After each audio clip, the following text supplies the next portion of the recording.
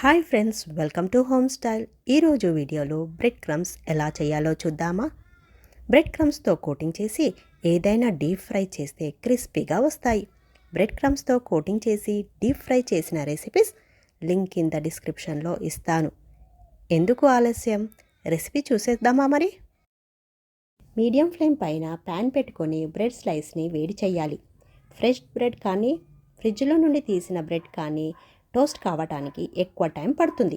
2 రోజుల క్రితం తెచ్చి కిచెన్ టేబుల్ పైన పెట్టిన బ్రెడ్ టోస్ట్ చేయడానికి తక్కువ టైం పడుతుంది.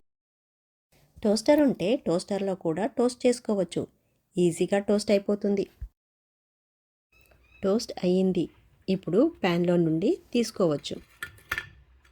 బ్రెడ్ చల్లగైన తర్వాత సైడ్స్కి క్రస్ట్ ఇష్టం ఉంటే ఉంచుకోవచ్చు, లేదంటే తీసేయవచ్చు.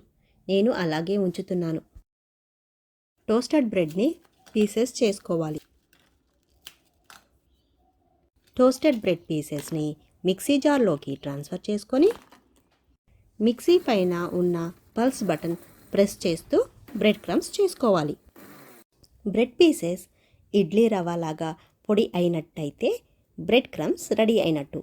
ఇప్పుడు బ్రెడ్ క్రమ్స్ ఒక జార్లోకి ట్రాన్స్ఫర్ చేసుకొని 1-2 వారాలలో వాడుకోవాలి.